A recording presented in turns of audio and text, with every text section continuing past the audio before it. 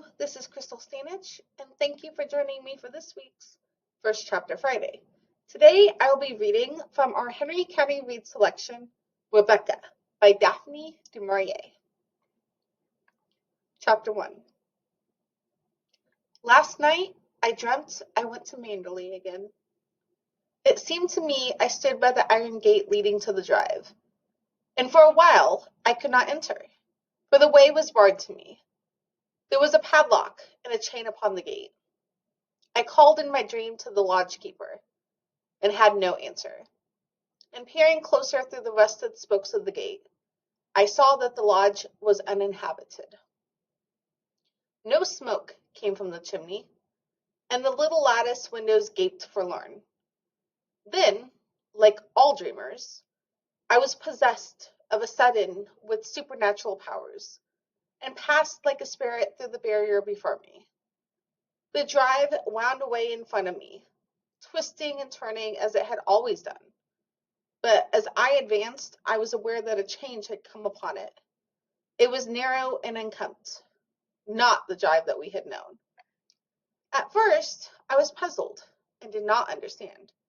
And it was only when I bent my head to avoid the low swinging branch of a tree that I realized what had happened.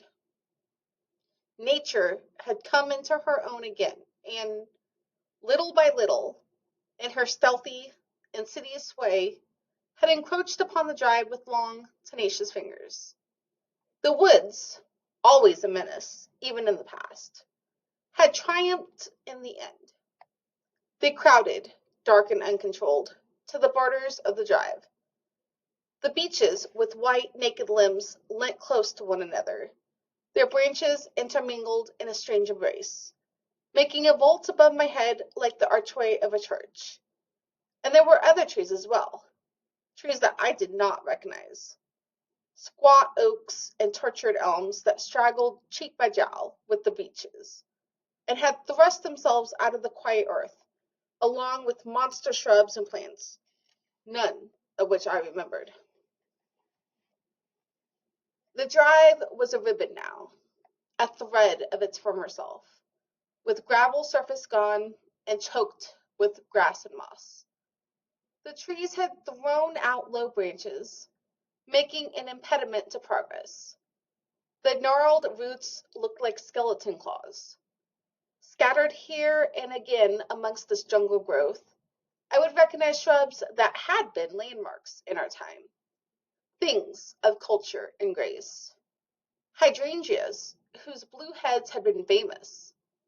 No hand had checked their progress, and they had gone native now, rearing to monster height, without a bloom, black and ugly as the nameless parasites that grew beside them. On and on, now east, now west, wound the poor thread that once had been our drive. Sometimes I thought it lost, but it appeared again, beneath a fallen tree perhaps, or struggling on the other side of a muddy ditch created by the winter rains. I had not thought the way so long.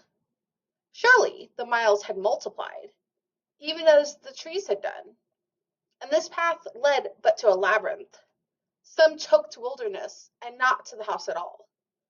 I came upon it suddenly, the approach masked by the unnatural growth of a vast shrub that spread in all directions. And I stood, my heart thumping in my breast, the strange prick of tears behind my eyes. There was Manderley, our Manderley, secretive and silent as it had always been, the gray stone shining in the moonlight of my dream, the mullioned windows reflecting the green lawns and the terrace. Time could not wreck the perfect symmetry of those walls, nor the site itself, a jewel in the hollow of a hand. And if you would like to know what happens next, we do have quite a few more copies of this book to give away.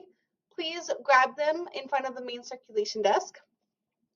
And join me here next week as I continue with our Daphne du Maurier theme and read from the beginning of The Birds. Thank you and have a great week.